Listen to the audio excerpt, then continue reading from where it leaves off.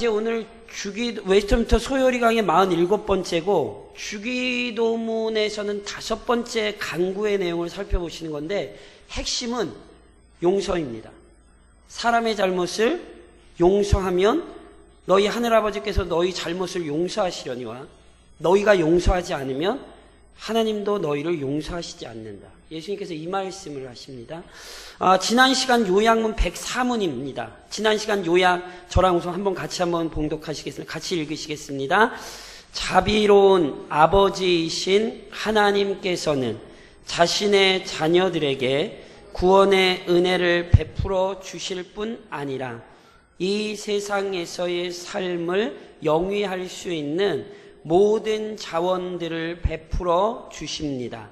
그런즉 이 확신 안에서 허락하신 모든 유익들을 지혜롭게 사용할 줄도 알아야 합니다. 103문 요약은 제가 105문 시작하고 하겠습니다. 다시 그래서 제가 105문 묻겠습니다. 답변하십시오. 제가 묻겠습니다. 5번째 간구에서 우리는 무엇을 기도하는가?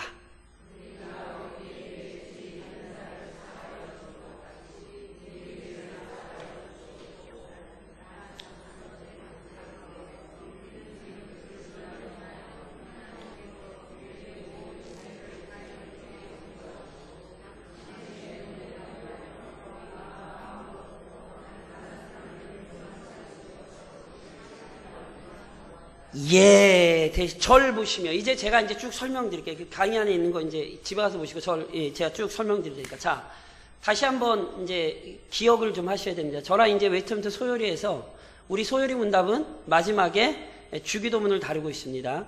그러니까 하나님의 영광으로부터 시작되었던 인간의 제일 되는 목적이 무엇인가? 하나님을 즐거워하며 하나님을 기뻐하며 영원토록 그를 즐거워하는 것이다. 이렇게 시작됐던 소요리 문답이 예수님이 가르치신 기도로 마칩니다. 무슨 얘기냐 하면 하나님 영광 돌리며 사시려면 끊임없이 기도하셔야 돼요. 기도가 따라오지 않으면 절대로 하나님 영광에서 못 살아요.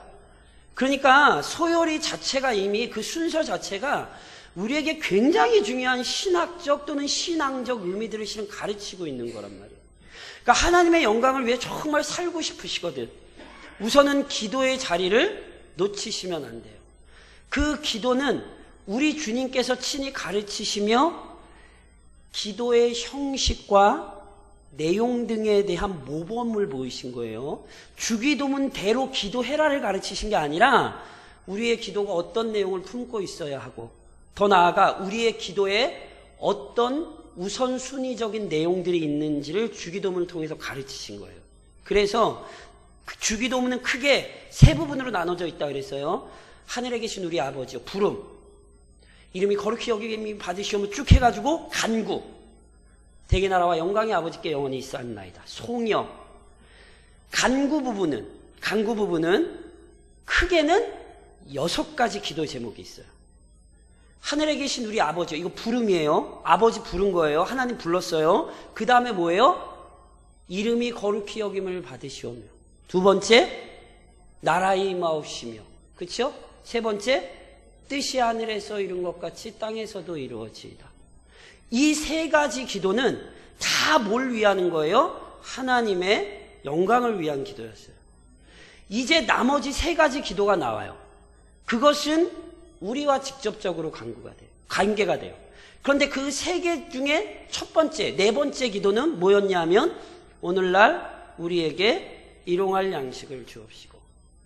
하나님은 우리의 영혼만 책임지시는 분이 아니라 하나님은 우리의 육신을 책임지시는 분이에요. 믿으세요? 그러니까 육신적인 필요들을 간구하셔야 돼요. 일용할 양식이 무슨 의미인가? 제가 크게만 2가지만 말씀드려요. 정확한 의미는 몰라요, 우리로서. 그런데 어찌됐건 그 기도의 내용은 다른 성경의 내용에 비추어 봤을 때 분명히 매일 먹을 양식으로부터 시작해서 이 땅에 살아가며 우리가 누리는 하나님께서 주시는 일반 은총적인 은혜들을 포함한다고요. 그러니까 절대로 잊으시면 안 돼요. 구원만 하나님으로부터 오는 거 아니에요. 모든 것 다 하나님으로부터 와요. 그 얘기는 뒤집어서 얘기하면 모든 걸 위해서 다 기도하셔야 돼요. 모든 걸 위해서 하나님 앞에 간구하며 기도하지 않는 자는 자신의 능력으로 사는 사람이에요. 그런 사람이 되시면 안 돼요. 우리는 모든 것을 주께 맡기고 기도하는 사람들이 돼야 돼요. 그런데 우리를 위한 세 가지 간구 중에 첫 번째, 네 번째 기도가 육신적인 문제를 하나님 앞에 간구하는 거라면 나머지 두 가지, 다섯 번째, 여섯 번째 기도는 모두 다 육적인 문제가 아니라 영적인 문제입니다. 이 문제도 깊이 생각하셔야 돼요. 무슨 얘기냐면 마치 먼저 그의 나라와 그의 의를 구하라고 가르치시고 우리에게 그것을 먼저 구해야 한다라고 명확히 선언하신 것처럼 우리를 위해서 간구할 때에도 아주 중요한 순서가 있어요. 뭐냐면 육신적인 것들을 간구를 하죠. 안 하는 것 아니에요. 다시 한번 말씀드리고 굉장히 중요한 거예요. 그런데 우리의 기도의 핵심은 육신적인 것에 중심이 있기보다는 영적인 데 우선순위가 있다는 걸 기억하셔야 돼요. 육적인 걸 구하지 말라는 얘기가 아니라 육적인 것보다 중요한 영적인 문제가 있다는 사실을 기억하셔야 된다는 게 이게 성경의 가르침이라니까요. 하나님께서는 우리를 영혼과 육신으로 만들어 두셨지만 영혼과 육신 중에 우선순위를 어디에 두셨냐면 영혼에 두셨어요. 그래서 제가 오전에도 이런 말씀드렸죠. 한국교회가 실패한 문제 중에 하나가 성장 또는 부흥이라는 개념을 외적인 개념으로만 치부해버린 거예요. 그래서 부흥, 성장 그러면 다 뭐만 따졌냐 하면 사람 몇 명 모였나만 따졌어요. 엄청난 실수를 한 거죠. 왜냐하면 성경은 우리에게 부흥과 성장을 그렇게 얘기를 하지 않는데 우리가 연약해서 부흥과 성장이라는 걸 외적인 숫자로 따지는 거예요. 그게 한국교회에 엄청난 좌절과 낭망을 가져왔죠. 그게 중요하지 않다는 것 아니에요. 하나님의 은혜가 임할 때 성경에 보면 분명히 영적인 부흥이 올 때 어떤 외적인 부흥이 따라오는 거예요. 근데 보세요. 외적인 부흥 때문에 영적인 부흥이 온 게 아니에요. 영적인 부흥이 실현되면 그 다음에 외적인 게 실현되는 거예요. 그래서 항상 성경은 우리의 영혼을 다스리라고 이야기를 한다니까요. 그러니까 성장한다라고 할 때 우선 육적인 걸 생각하시기 전에 내 영적인 성장을 들여다보셔야 돼요. 이게 아주 중요한 거예요. 겉으로 성경 몇 장 읽었는가를 따지기 이전에 그 말씀이 진짜 내 말씀인지를 확인하셔야 되는 거예요. 그것을 확인하지 않으면 성경적인 부흥을 놓치시는 거예요. 그래서 오늘도 이렇게 머릿속에 우리의 영혼을 위한 기도를 우리가 더 많이 해야 되는구나. 이렇게 기억하셔야 되는 거예요. 이게 기도의 순서에서 우리에게 주는 아주 중요한 원리예요. 더 나아가서 오늘 저랑 다섯 번째 기도는 우선 하나를 좀 이해하고 시작하셔야 돼요. 그게 뭐냐면 우리가 우리에게 죄 지은 자를 사하여 준 것 같이, 우리말로는 이렇게 번역이 됐지만 원문은 그게 아니에요. 우리가 우리에게 빚진 자들을 사하여 준 것 같이. 성경이 죄라고 표현을 안 했고 빚이라는 단어를 썼어요. 그러니까 물론 여기서 얘기하는 빚은 돈 꿔준 거 얘기하는 건 아니에요. 이것은 도덕적이며 영적인 빚이에요. 이런 의미에서 성경은 지금 우리에게 실은 뭘 얘기하냐면 죄가 빚이라는 사실을 얘기하는 거예요. 이게 왜 중요하냐면 현대교회를 무너뜨린 가장 결정적인 역할을 한 것 중에 하나가 뭐냐면 심리학입니다. 심리학이란 원래 좋은 말이에요. 심리학이라는 말 자체는 원래 영혼에 대한 학문이란 뜻이에요. 심리학이라는 말 어원 자체가. 그러니까 그 말은 되게 좋아요.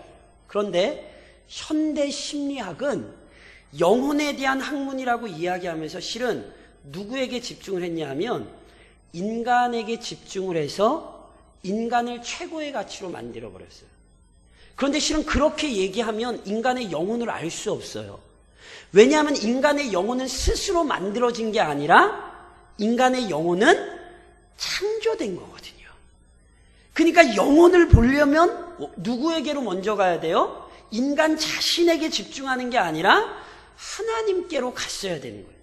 그런데 세속적인 인본주의적인 심리학이 인간 자신에게 집중함으로 말미암아 어떤 현상을 만들어냈냐면 그 심리학이 교회 안으로 들어와서 죄라는 개념을 어떤 인간의 양심적인 기능의 어떤 부정적인 역할을 하는 것으로 만들어버렸어요. 그러니까 현대 심리학에서 죄란 쉽게 말씀드리면 그냥 찜찜한 기분이에요. 이게 죄예요. 그러면 큰일 나요. 왜냐하면 죄란 우리 양심의 찜찜한 기분이 아니라 오늘 성경이 얘기하는 것처럼 반드시 하나님께 갚아야 되는 의무와 채무란 말이에요. 잘 아시죠? 죄의 삭은 뭐예요? 사망이에요. 이게 죄예요.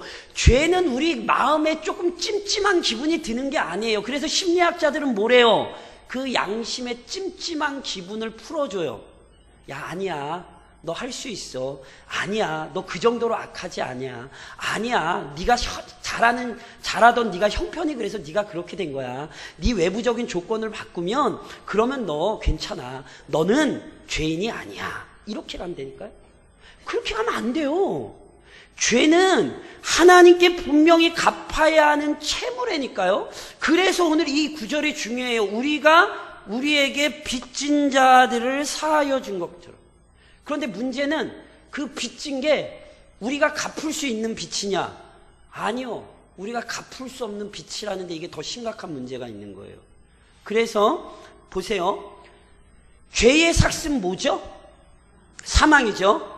그러면 죄의 삭은 사망이니까 죄의 삭으로 죽음 되나요? 아니, 죄를 갚으려면 그럼 생명 내놓으면 돼요? 아니라고 답변을 하셔야 되는 거예요. 죄의 삭시 사망이라는 얘기는 사망은 죄의 형벌일 뿐이지 죄를 해결한 게 아니에요. 제가 예전에도 말씀드렸잖아요. 지옥이 영원해요? 지옥이 영원하지 않아요? 확실히 답하셔야 돼요. 어영부영 답하시면 안 돼요. 지옥이 영원해요? 지옥이 영원하지 않아요? 영원해요. 왜 지옥이 영원하게 해요? 아, 왜 그거는 왜 지옥이 영원하대? 아니, 왜 지옥이 영원하게 해요? 지옥 안 갈라 그래서? 아니, 그런 게 아니라, 왜 지옥이 영원하게? 너무너무 정확해요. 죄가 해결이 안 돼요. 무슨 얘기인지 이해하시겠어요? 지옥이 영원할 수밖에 없는 이유는 죄가 해결이 안 되니까 영원할 수밖에 없는 거예요. 그러니까 죄의 삭시 사망이라는 걸 그러면 죽으면 죄 끝나겠네. 아, 이렇게 생각하시면 큰일 난다니까요. 그것은 갚을 수 없는 채무예요. 그걸 마태복음 18장에서 우리가 아는 아주 굉장히 유명한 비유로 설명을 하는 거예요. 어떤 사람이 왕에게 1만 달란트를 빚졌어요. 1만 달란트가 얼마게요? 얼마면 좋으시겠어요? 얼마면 되겠어요? 얘기하세요. 그게 당시 달란트가 얼마고, 이렇게 따지면 이미 그 본문의 맥락을 그 사람은 놓친 거예요. 1만 달란트란 갚을 수 없는 부채를 그렇게 설명해요. 그러니까 요즘 1달란트가 얼마고, 이렇게 따지면 그 본문 자체를 모르는 거예요. 예수님이 1만 달란트라고 하신 얘기는 사람이 갚을 수 없는 부채를 그렇게 말씀하신 거예요. 그게 죄예요. 그러니까 보세요. 기독교 신앙이 얼마나 위대한 것인가를 생각하셔야 되는 거예요. 우리는 도저히 갚을 수 없는 그 빚을 갚았어요. 어떻게 갚았어요? 내가 갚은 게 아니라 예수님이 대신 갚아주셨다고요. 아멘이세요? 이걸 아셔야, 이래야 이 5번째 강구는 풀려요. 나중에 결론 부분에 얘기하겠지만 이게 인정이 안 되면 이 기도가 의미가 없어요. 원래는 도저히 우리가 감당할 수 없는 부채를 지고 있었는데 그 부채를 우리 주님이 갚아주신 거예요. 그게 여기 우리에게 빚진 자들을 이 용어로서 우리에게 설명하고 있는 거예요. 그리고 여기에서 이것과 관련해서 그래서 깨달으셔야 될 게 있어요. 그게 뭐냐면 아까 말씀드렸죠. 자꾸 죄라고 얘기하면 현대 심리학은 양심의 가책이라고 얘기를 하거든요. 양심의 가책.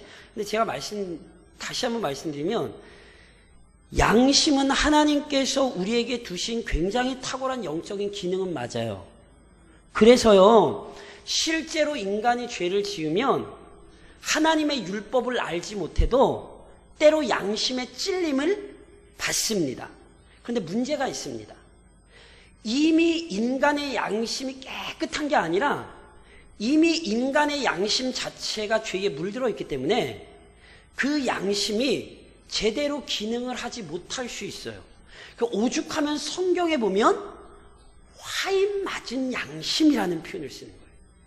그러니까 실은 양심은 제대로 된 기능을 할 수가 없다는 사실을 기억을 하셔야 돼요. 그러니까 항상 죄를 얘기할 때 내 기분이 찜찜한 걸로 따지시면 안 되고 뭘로 따지셔야 되냐면 말씀으로 따지셔야 돼요. 그래서 이게 왜 중요하냐면 분명히 성경이 죄라고 했는데 그걸 듣고서 내 양심에 아무 거리낌이 없으면 화인 맞은 양심이에요. 미워하면 돼요, 안 돼요? 그 얘기를 듣고도 마음에 아무 걸림이 없으면 화인 맞은 거예요. 시기하시면 돼요, 안 돼요? 질투하시면 돼요, 안 돼요? 근데 그 이야기들을 들으면서도 게다가 내가 그걸 행하고 있으면서도 내 마음에 아무 느낌이 없고 그러면 죄지 뭐. 이러면 화인 맞은 양심. 우리는 절대로 우리의 양심으로 죄를 따지면 안 돼요. 그러면 우리는 다 넘어져요. 왜냐하면 우리의 양심은 이미 죄의 영향을 입었기 때문에 그래요. 그러니까 항상 죄를 얘기하면서 그 기준을 성경에다 둬야지 내 의식에 두거나 내 양심에 두면 안 돼요. 그러면 우리는 다 넘어져요. 그것이 우리에게 그래서 느껴지지 않을 때 우리는 회개하셔야 돼요. 그게 이 기도의 가르침 중에 하나예요. 그래서 조금 더 이제 이 기도를 조금 더 살펴보시면 이런 거예요. 원래 예수님께서 가르치신 주기도문 6가지 중에요. 사람들의 제일 많은 오해를 낳은 것은 오늘 저랑 살펴보시는 5번째 기도예요. 오죽 이게 오해를 많이 낳을 것 같았으면 우리 주님께서 주기도문을 가르치신 이후에 주기도문을 끝내자마자 오늘 저랑 읽으신 본문이 나오거든요. 그러니까 5번째 간구에서 용서에 대한 것을 가르치신 이후에 주기도문이 끝나자마자 오늘 6장 14절로 15절 너희가 사람의 잘못을 용서하면 너희 하늘아버지께서도 너희 잘못을 용서하시려 이렇게 말씀을 하세요. 왜냐하면 이 5번째 기도를 잘못 이해하지 않게 하시기 위해서 그러는 거예요. 그러니까 이 5번째 기도는요 굉장히 중요해요. 오해하시면 안 돼요. 자, 절 보세요. 자, 제가 이렇게 얘기를 할게요. 우리의 죄를 사하여 주옵소서 라고 기도하세요, 안 하세요? 하시잖아요? 그럼 제가 다시 여쭤볼게요. 하나님, 내가 뭐 잘못했는데 하나님 저 이거 용서해 주세요 라고 기도할 때 저 이거 용서해 주세요 라고 얘기하시는 그 죄의 문제가 천국을 가고 못 가고의 문제입니까? 아닙니까? 죄진 거 뭐 얘기 하나 해보세요. 죄진 거. 제가 이런 죄를 제가 너무 잘생긴 죄를 졌어요. 그래서 하나님께 기도하는 거, 하나님, 제가 너무 잘생긴 것 같아요. 사람들이 저보고 시험 들 것 같아요. 하나님 용서해 주세요. 안 용서해 주면 저 천국 못 가요. 이렇게 기도하면 돼요, 안 돼요? 그렇죠? 무슨 얘기인지 이해하시겠죠? 자, 오늘 5번째 간구에서 우리가 우리에게 죄 지은 자를 사하여 준 것 같이 우리 죄를 사하여 주옵시고 할 때 이 우리 죄를 사해달란 기도는 칭의적인 의미에서의 죄사함이 아니라 성화적인 차원에서의 죄사함, 이걸 잘 구별하셔야 돼요.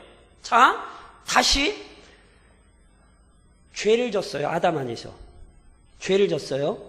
그래서 우리는 모두 다 죄인이에요. 그때 우리가 아담 안에서 모두 다 죄인입니다라고 얘기할 때는 반드시 죄의 형벌을 받아야 되는 사람들로서의 죄인의 의미예요. 그러니까 그 죄의 형벌을 받아야 돼요. 절대로 그 죄의 형벌을 받지 않으면 안 되는 상태예요. 그런데 보세요. 누가 그 죄를 해결하셨냐면 예수님이 해결하셨어요. 그렇죠? 그러니까 우리는 지금 예수 믿어요? 예수 안 믿어요? 예수 믿어요? 그러면 죄를 용서받았잖아요? 그런데 그 죄를 용서받았다라고 할 땐 과거와 현재와 미래의 모든 죄를 의미하는 거예요. 왜 아멘을 안 하시죠? 그러니까 내가 예수를 믿어 이제 하나님 앞에 의롭게 되었다, 칭의 되었다, 의로운 자가 되었다라고 할 땐 과거, 현재, 미래의 모든 죄를 사함받은 거예요. 아멘? 그러니까 지금 여기서 우리가 우리 죄를 사하여 주세요 할 때 이 얘기는 하나님 저 빨리 죄 사해 주셔서 천국 가게 해주세요 이런 기도가 아니에요. 이미 우리는 의로워요. 이거 절대 착각하시면 안 돼요. 혼동하시면 안 돼요. 우리는 죄에 대한 책임을 지는 사람들이 아니에요. 죄에 대한 책임도 질 수 없거든요. 아까 얘기했잖아요. 그건 갚을 수 없는 부채라니까요. 그건 우리가 지는 게 아니에요. 그걸 우리 주님이 이미 다 감당을 하셨단 말이에요. 그러니까 보세요. 우리가 우리에게 죄 지은 자를 사하여 주세요. 아니, 우리 죄를 사하여 주세요라고 할 땐 천국을 가고 못 가고의 문제, 의롭냐 안 의롭냐의 문제가 아니에요. 이것은 지금 어떤 얘기냐면 하나님의 자녀로 부름받았으나 하나님의 자녀답게 살지 못하는 삶의 어리석음과 미련함들을 하나님 앞에 고백하는 의미, 성화적인 차원에서의 죄사함이란 말이에요. 왜 중요하냐면, 자, 아까 제가 말씀드렸죠. 죄책이라고 할 때, 제가 이걸 일부러 안 썼는데 너무 좀 이렇게 어려우시고, 그래도 이해를 좀 하고 계셔야 돼요. 저를 좀 한번 따라 하시겠어요? 형벌적 죄책. 어려워도 그냥 한 번만 이렇게 좀 따라 하시고, 기억을 원래 하셔야 되는 단어예요. 따라하세요. 형벌적 죄책. 내재적 죄책성. 예, 제가 무슨 말인지 설명을 드릴게요. 죄에 대해선 책임을 져야 돼요. 그 형벌적 죄책을 우리 주님이 감당하셨어요. 그래서 형벌로서의 죄책은 우리 주님이 감당하셨기 때문에 우리는 절대로 죄에 대한 책임을 지지 않아요. 질 수도 없고 지지도 않아요. 그런데 하나님께서는 형벌적인 죄책만을 우리에게 두신 게 아니라 그 죄에 대한 깨달음을 우리 안에 두셨어요. 이걸 내재적 죄책성이라 그러는 거예요. 그러니까 보세요. 예를 들면 다윗이 밧세바의 문제를 놓고 하나님 앞에 간절히 기도했잖아요. 그때 다윗이 기도한 게 하나님 이 문제 해결해 주셔야 그래야 저 천국 가요. 이런 기도예요? 아니에요? 이런 기도 아니에요. 하나님께서 다윗의 마음에 깊은 죄에 대한 깨달음을 주신 거예요. 아십니까? 그래서 다윗은 그것 때문에 몸부림을 친 거예요. 자기가 죄에 대한 형벌을 받는 것 때문에 몸부림을 친 게 아니라 형벌적 죄책 때문에 몸부림을 친 게 아니라 그것은 우리가 해결할 수도 없고 그것은 예수 그리스도 안에서 해결되는 거예요. 우리가 몸부림치는 건 그 죄에 대한 깊은 깨달음이에요. 그게 우리 안에서 우리를 고소하고 그래서 우리가 스스로 괴로움을 깨닫고 그것은 하나님께서 우리에게 두신 거예요. 그러니까 보세요. 아까도 제가 얘기했잖아요. 우리에게 심각한 문제는 이 내재적 죄책성이 사라져버리는 거예요. 이것은 하나님께서 우리에게 거두신 적이 없거든요. 죄책은 예수가 해결을 했지만 죄책성, 즉 죄의 유죄성이라고도 부르거든요. 죄의 죄된 그 성질, 죄의 죄된 추악한 본성을 깨닫는 우리의 양심은 거두어 가시지 않는다고요. 그래서 제가 누누이 말씀드리죠. 믿음이 좋은 사람은 죄에 대해 민감하게 반응하는 사람. 이게 믿음의 척도예요. 우리는 자꾸 믿음이 좋다 그러면 뭐 센 일을 하고 뭐 큰 일을 하고 이런 걸 자꾸 믿음이 좋다라고 생각을 아니에요. 성경 보세요. 믿음이 좋은 건 죄에 대한 이해가 깊은 거예요. 남들에게는 죄로 여겨지지 않는 문제도 그 사람은 분명히 성경이 죄라고 했으면 그 문제로 가슴 아파하는 거예요. 그래서 성경을 잘 보시란 말이에요. 믿음의 사람들이 얼마나 자신의 죄 때문에, 더 나아가 공동체의 죄와 하나님의 백성들의 죄 때문에 몸부림을 쳤는지 성경에 나온 기도들을 잘 보시라니까요. 육신적인 문제로 부르짖었던 게 아니에요. 하나님께서 그의 영혼에 두신 민감성 때문에, 그 죄에 대한 깨달음 때문에 몸부림을 쳤단 말이에요. 오늘 우리가 이걸 회복해야 된다니까요. 우리에겐 자꾸 이게 사라지는 거예요. 죄에 대한 민감성. 그러니까 실은 그러해서 이 기도가 우리에게 굉장히 중요해요. 왜냐하면 어느 누구도 우리 중에 지금 죄에서 자유로운 자가 아무도 없기 때문에 그래요. 이 기도가 지금 용서라고 표현된 것을 자꾸 용서로만 생각을 하시면 안 되고, 용서라는 얘기가 나올 수 있는 이유가 어디에 있는지를 보셔야 돼요. 내 죄를 내가 알아요. 이게 5번째 기도예요. 내 죄를 내가 아는 자가 용서할 수 있어요. 정확히 말씀드리면. 내 죄를 내가 알지 못하는 자, 내 죄가 얼마나 끔찍했고 그것을 하나님께서 용서하셨는지를 알지 못하는 자는 절대로 5번째 기도가 무슨 의미인지를 알 수 없어요. 그래서 보세요. 우선은 이 기도가 내 죄를 깊이 깨닫게 하는 거예요. 내 죄가 원래 감당할 수 없는 죄인데 예수님께서 죄책을 해결하셨고, 더 나아가 여전히 내 안에 있는 죄를 보거든요. 그런데 그 내 안에 있는 추악한 죄를 항상 누가 용서해 주세요? 하나님이 용서해 주신다는 것을 아는 사람이에요. 그래서 우리가 우리에게 죄 지은 자를 사하여 준 것 같이 우리 죄를 사하여 주옵시고, 이거를요 원인과 결과의 법칙으로 가져가시면 안 돼요. 하나님, 내가 저 사람 죄 용서해 줬으니까 하나님 내 죄도 용서해 주세요. 이렇게 가시면 절대 안 돼요. 왜요? 우리의 죄를 내가 용서할 수 있어요? 아니죠. 우리의 죄를 누가 책임졌어요? 예수님이 책임졌죠. 게다가 내가 다른 사람 용서한 게 의가 되지 않아요.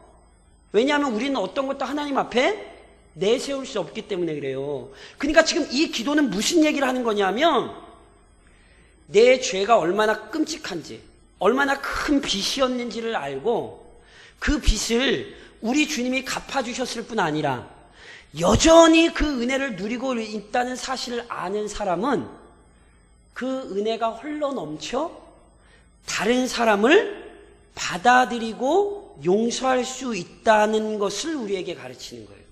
그래서 이 기도는 우선 처음은 자기의 죄를 간구하는, 용서를 구하는 기도일 뿐만이 아니라 끊임없이 그 사람 안에서 뭐 하는 거냐면, 하나님, 내가 하나님께 너무너무 큰 죄를 용서받았으니 나도 다른 사람의 죄를 용서하며 살게 하옵소서. 이 기도는 원래 이런 의미가 되는 것입니다. 이것을 아까 말씀드렸던 마태복음 18장에 나오는 비유가 설명하는 거예요. 임금이요 1만 달란트, 갚을 수 없는 빚을 가지고 있던 사람의 빚을 다 탕감해 줬어요. 그런데 그 사람이 집으로 돌아가다가 자기에게 100데나리온, 100데나리온은 얼마인지 액수를 따지시라는 게 아니라 1만 달란트에 비하면 아무것도 아닌 액수의 돈을 의미하는 거예요. 그러니까 그것은 있어도 그만, 없어도 그만인 돈의 액수를 얘기하는 거라고요. 그런데 자신에게 100데나리온 빚진 자를 만나자 어떻게 해요? 그 사람을 못 살게 굴어요. 그리고 그를 악하게 괴롭혀요. 다른 사람들이 그걸 보고는 주인한테 가서 얘기한 거예요. 주인님, 큰 빚을 탕감해 주셨는데 저 사람은 자기에게 아주 작은 빚을 진 사람을요 너무너무 괴롭혀요. 그래서 주인이 어떡하게 해요? 주인이 다시 잡아들여요. 이게 지금 우리의 삶을 설명하는 거라니까요. 우리가 많이 용서를 받았으면 어떻게 해야 돼요? 많이 용서를 하기로 결단을 하고 그렇게 용서하시며 사셔야 된다고요. 얼마나 용서해요? 예수님과 베드로가 아주 재미난 대화를 하죠. 베드로가 예수님께서 용서에 대해 가르치시자 베드로가 하도 용서하니까 자기도 나름대로 용서에 대한 어떤 견해를 좀 주님 앞에 뽐내려고 주님 앞에 이런 얘기해요. 주님, 그럼 몇 번이나 용서를 하면 될까요? 제가 7번 할까요? 이 문맥을 우리는 지금으로선 잘 이해할 수 없는데 당시 문맥으로 당시 시대로 가면 이런 거예요. 당시 랍비들이 최대한의 용서의 횟수를 몇 번으로 가르쳐줬냐면 3번으로 가르쳐줬어요. 그러니까 용서하려면 적어도 몇 번까지 내라? 3번까지 내라. 그런데 그걸 알고 있는 베드로였기 때문에 랍비들도 유대인들은 어찌됐건 3번까지는 용서하라 그랬으니까 나는 거기에 2배, 6번에 아시죠? 7이라는 숫자는 항상 유대인들에게 완전함을 의미해요. 그러니까 3번이 아니라 7번 얘기하면 베드로는 굉장히 지금 크게 자신의 통큼을 자랑하려고 7번이라고 얘기를 한 거예요. 근데 예수님이 뭐라고 말씀하셨죠? 70번씩 7번. 몇 번이죠? 그러면 이미 틀리신 거라고. 70번씩 7번, 7, 7이 40. 이건 틀린 거예요. 그렇게 계산을 하는 게 아니라 끝까지 용서해라. 이렇게 말씀을 하신 거예요. 아멘이시죠. 그러니까 그 말씀이에요. 그러니까 그리스도인들이 얼마나 용서를 해야 되냐라고 묻느냐면 그리스도인들은 끝까지 마지막까지 항상 용서해야 돼요. 왜요? 오늘 기도가 이걸 우리에게 가르친다니까요. 원래 우리는 빚진 자였다니까요. 그러니까 우리는 원래 갚을 수 없는 빚을 진 자였고 그 빚을 우리 주님이 해결하셨어요. 아멘? 그걸 아는 자니까 그 빚을 우리 주님이 갚아주신 것을 아는 자니까 그 은혜를 받은 자답게 살라고요. 어떻게? 우리에게 죄 지은 자를 용서하겠다는 끊임없는 결단과 결심으로 그리고 그러한 삶을 살아가시라는 거예요. 그래서 우선 이 기도를 기억하시면 먼저 기억하셔야 될 게 있어요. 무슨 얘기냐면 이걸 가르치셨어요. 매일의 양식을 구하도록 가르치셨잖아요. 동시에 매일의 용서를 구하고 매일 용서하라고 가르치신 거예요. 다시 말씀드리면 자신은 더 이상 죄와 상관없다고 여기는 것만큼 어리석은 생각은 없어요. 제가 아까도 말씀드렸죠. 육적인 걸 놓고는 많이 기도하면서 내 영혼의 죄악은 돌아보지 못하면 굉장히 어리석은 사람이에요. 우리는 육적인 걸 하나 놓고 기도하면 내 영혼의 죄는 놓고 적어도 몇 개를 기도해야 되는 사람들이에요. 2개는 기도를 해야 되는 사람들이에요. 이걸 성경이 오늘 우리에게 가르친다니까요. 자녀들의 육신의 형통함을 위해서 기도하지 마시라는 게 아니라 그걸 위해서 기도하셔야죠. 그러나 자녀의 영혼의 문제를 놓고 기도하는가를 잘 돌아보셔야 돼요. 지나가는 말로 한마디 퉁치고 지나가시면 안 되고 정말 깊이 그 부분을 위해서 기도하셔야 하는 거예요. 그게 우리 주님이 기뻐하시는 거예요. 더 나아가서 우리 주님이 이런 말씀 하셨어요. 야, 나를 사랑하는 사람 사랑하는 건 아무나 해. 너희는 미워하는 자를 사랑해야 돼. 우리 주님이 이렇게 말씀하셨잖아요. 그렇죠? 그래서 보세요. 기독교 신앙은 아까 오전에도 말씀드렸던 것처럼 사랑이에요. 사랑. 사랑이라는 말을 잘 이해를 하셔야 돼요. 왜냐하면 가장 혼란스러운 말이 사랑이기 때문에 그래요. 사랑 안 좋아하는 사람이 어디 있어요? 유행가 보세요. 다 사랑이지. 드라마 보세요. 다 사랑이지. 이번에 TV에서 난리 났진 거 아시죠? 미투 운동이라고. 근데 막 이렇게 했던 사람 저기 배우 한 사람이 그런 얘기 했어요. 그때 호감 가진 심정으로 그랬다고. 사랑이라고 얘기하는 거예요. 그게 사랑이에요? 아니잖아요. 그러니까 사랑이란 말을 아무데나 붙이면 안 돼요. 불륜. 다들 뭐라고 얘기해요? 우리 서로 사랑했다고. 그럼 안 되는 거예요. 그건 사랑이 아니에요. 그래서 제가 오전에도 말씀드렸잖아요. 사랑이라는 말을 그리스도인들마저 혼동하시면 안 돼요. 원래 사랑은 누구예요? 하나님이 사랑이세요. 그러니까 원래 하나님을 모르는 사람은 사랑을 모르는 거예요. 그게 성경의 가르침이에요. 누가 제대로 된 사랑을 할 수 있냐면 하나님을 아는 사람만이 사랑할 수 있는 거예요. 그리고 그 사랑이라는 건 단순히 내 중심으로 사는 게 아니라 하나님과 상대방을 중심으로 배려하여 사는 거예요. 그래서 원수마저 사랑하라고 할 때 성경이 몇 가지 이렇게 설명들을 해요. 우선은요, 원수의 고통을 기뻐하지 말래요. 잠언 24장에 보면 이런 말씀이 있어요. 내 원수가 넘어질 때에 즐거워하지 말며 그가 엎드러질 때에 마음에 기뻐하지 말라. 왜요? 여호와께서 이것을 보시고 기뻐하지 아니하사 그의 진노를 그에게서 옮기실까 두려우니라. 굉장히 무서운 말씀이에요. 우리는 원수가 안 되는 거 실은 좀 좋아하잖아요. 오죽하면 한국말에 사돈이 땅을 사면 배가 아프다는 말. 이게 한국 사람들은 정서가 이러면 안 되는 건데, 그쵸? 그쵸? 원래 그러니까 이렇게 사시면 안 돼요. 행여나 원수가 안 됐다고 했을 때 원수의 고통을 절대로 기뻐하시면 안 돼요. 물론 그걸로 끝나시면 안 돼요. 마태복음 5장 44절에 보면 이런 말씀이 있어요. 나는 너희에게 이르노니 너희 원수를 사랑하며 너희를 박해하는 자를 위하여 기도하라. 성경적인 질서로 볼 때 미움을 이길 수 있는 가장 강력한 능력은 기도입니다. 사람이요, 미운 마음, 정직히 얘기해 보세요. 다스려져요, 안 다스려져요? 다들 얘기하기 싫으시죠? 안 다스려져요. 그런데 그게 다스려지는 건 성령의 충만함 외에는 방법이 없어요. 그래서 보세요. 예수님이 실제로 자신을 못 받는 자들 위해 기도하시죠. 성령이 충만하셨기 때문에 그래요. 스데반이 돌 맞아 죽어가며 그들을 위하여 기도하죠. 왜 그래요? 성령이 충만하기 때문에 그래요.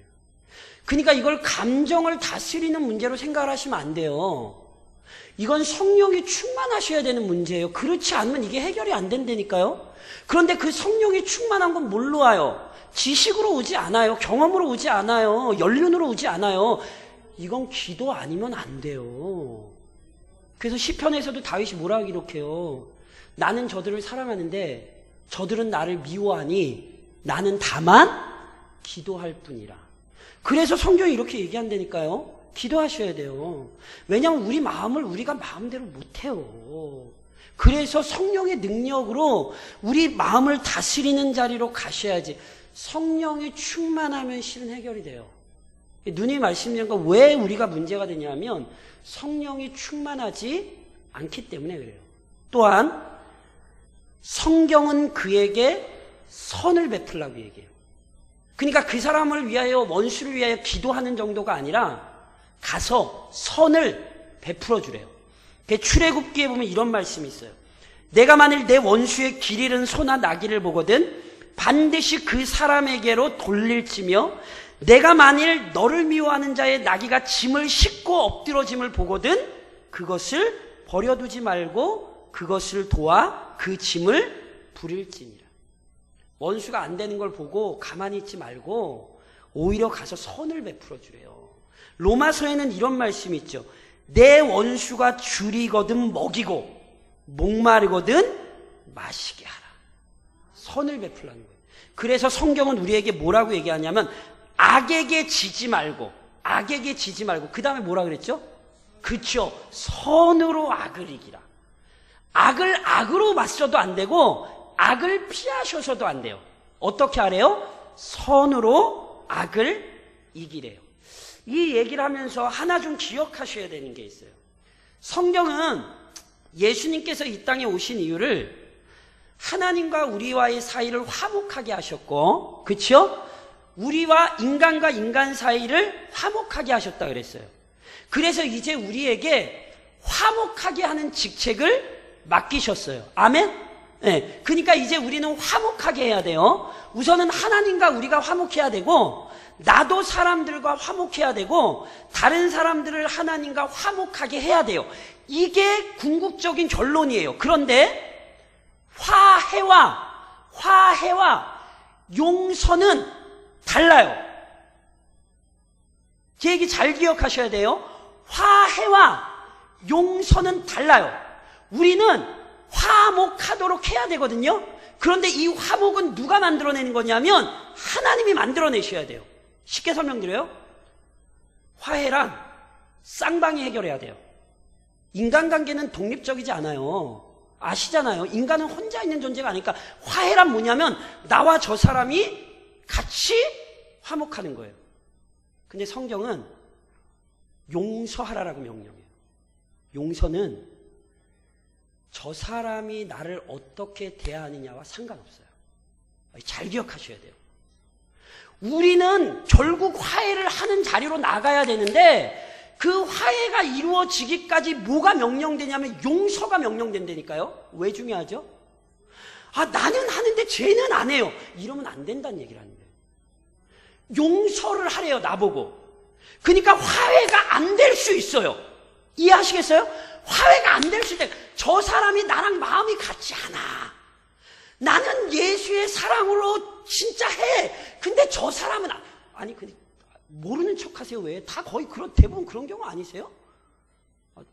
아닐 텐데 거의 대부분 그런 경우일 텐데. 그게 다 이렇게 해요. 나는 용서했어요. 근데 그 용서 안 한 거잖아요.